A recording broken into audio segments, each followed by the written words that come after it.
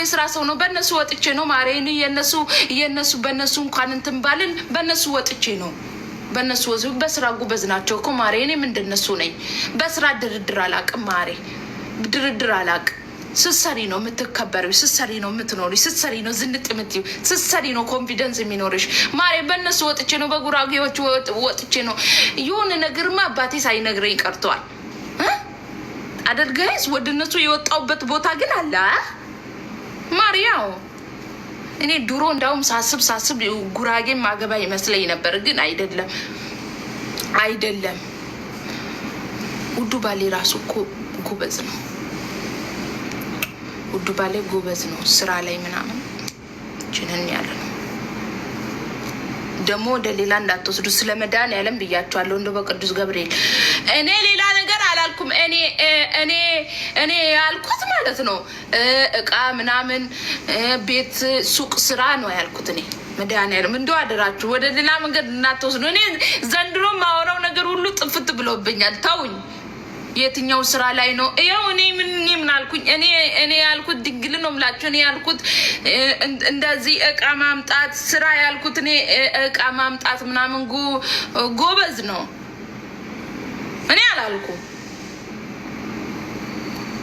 የትኛው ስራ። ተው፣ ሌላ መንገድ ላይ አትምሩኝ። እኔ ሌላ ስራ አላልኩም። ምን ነው ሸዋ እንዴ? አልተንፍሳልን እኮ በቃ አንተንፍሳልን። ይሄ እናንተ ሪኮርደሮች እያላችሁ እንዴት እንተንፍስ? ድሮ ተንፍሰን ሁላ ሳሙን ሄዱ ነው የምንለው። አሁን መተንፈስ የለም እኮ። እስር ቤት ገባን። በቤቴ ልሳቀቅ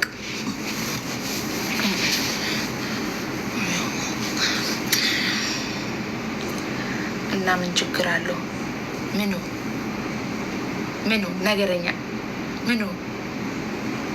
በአፍንጫ ማውራት ጀመርኩ እንዴ ጋይዝ? አፍንጫ ይሄ ቆስሏል። የሌላ ሰው ነው፣ የኔ አይደለም።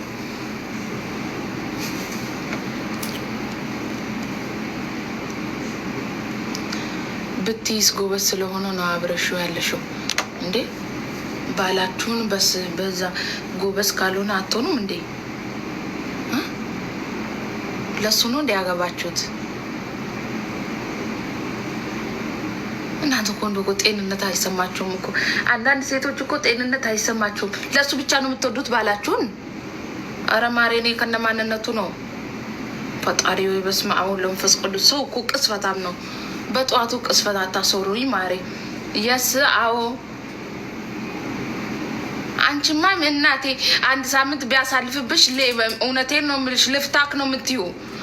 እናንተማ ጤንነት የላችሁም እኮ።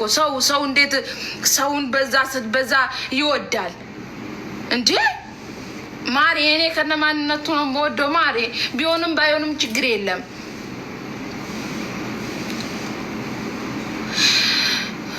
ማሬ። ለእኔ ጠዋት ነው፣ እናንተ ምሳ እየበላችሁ ነው። እኔ ገና ቁርስ ልበላ ነው። እኛ ቤት ሌሊት ነው። ወይኔ ዛሬ ወዴት እየሄድን ነው? ፈጣሪ ሆይ አትዋሺ። ድንግልን የምሬን ነው። ማርያምን መዋሽ መስሏችሁ ነው? ታዲያ ባልሽ እንደ አንድ ሳምንት ቢረሳም አንቺ እንደ ደክሞት እንኳን ትብል ልፈችው ነው። ብዙባችሁ የለ እንዴ ማርያም? የለም ብዙባችኋል እናንተ። ጤንነት አይሰማችሁ።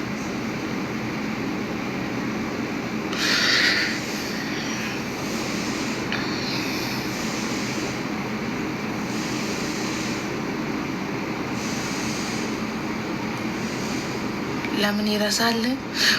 ሴቶች ለምን ይረሳል ማለት ነው። በጣም ብዙ ህዝብ የሚፋታው ማለት ነው። ለምን ይረሳል? ትጠብቂው የለ እንዴ ማሬ? እና ንገሪው ማሬ። ምን ችግር? የራስሽ ነው። ንገሪዋ። ኧረ ተውቶ